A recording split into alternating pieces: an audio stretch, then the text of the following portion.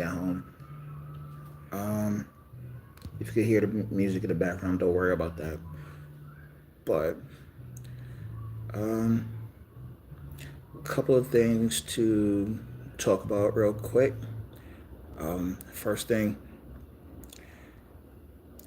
this year's been kind of odd at Citi Field for the attendance from the beginning of the year to now and the reasons for it. Like everybody knows,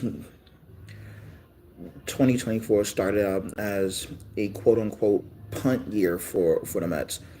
And the first couple of months really felt like that. There was literally nobody in the ballpark. There was hardly anybody to, you know, serve. But, all those workers showed up like we supposed to. And it was very empty. It was boring. People or had already started like, okay, you know what? We're not going to the playoffs. We can, make plans for late October, early November with no problems. But as we've seen, Mets got hot, managed to get to the playoffs, managed to get very deep into the playoffs, which meant a lot of fans in the stands, a lot of people at Shake Shack, a lot of people at the other stands as well. But unfortunately, it had to come to an end. And that brings me to the other events at Citi Field for the rest of 2024. I'm pretty sure no one had planned it this way, but with the Mets not being in the World Series, it gave the stadium time to kind of relax from all of the people coming in and out of it. But having the Dominican series, which I think might be a yearly thing now. Not against it, but is logistically it might be a problem. That being said, also had soccer matches scheduled after that. Actually, before that. And now have another soccer match after, which is about to come up in like 2 days. So it will be fun to like go back to the stadium, but this kind of throws everything off because this is the time of year that everyone is, you know, planning their vacations to go, somewhere warm out of New York or just out of New York completely. But to have a soccer match literally 5 to 6 days before Thanksgiving is crazy. Not bad crazy, but still crazy.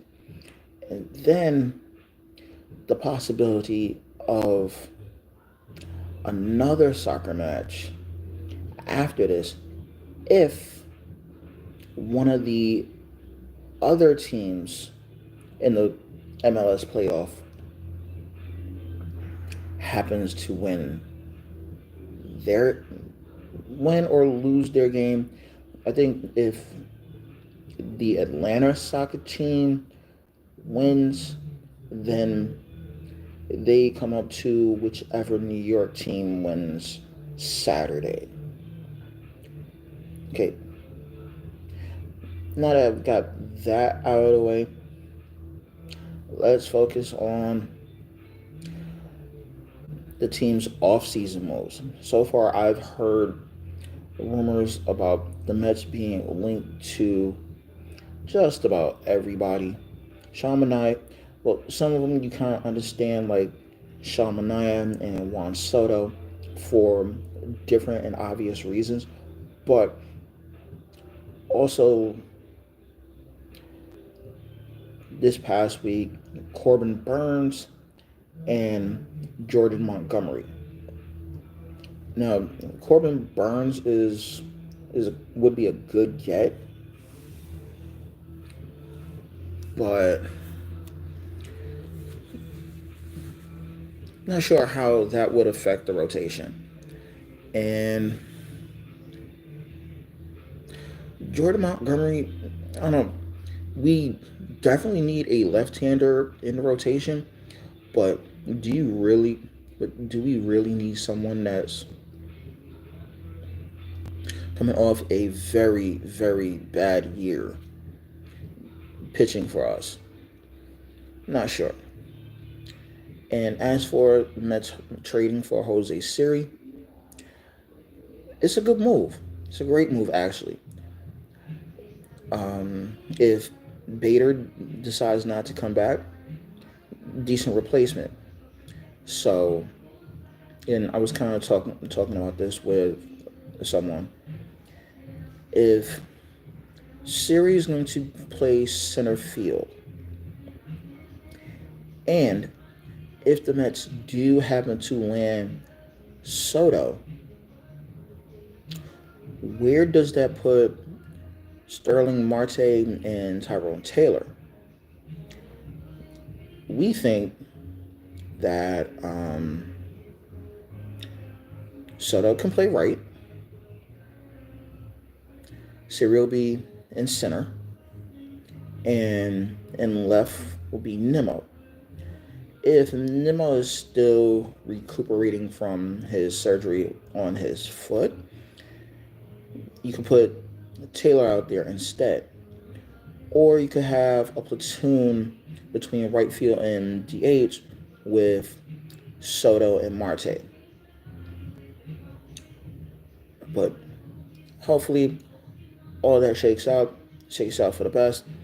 And within the midst of all that, also resign Alonso. Need to resign Alonso. So that's my thoughts. Any comments? Please, you know,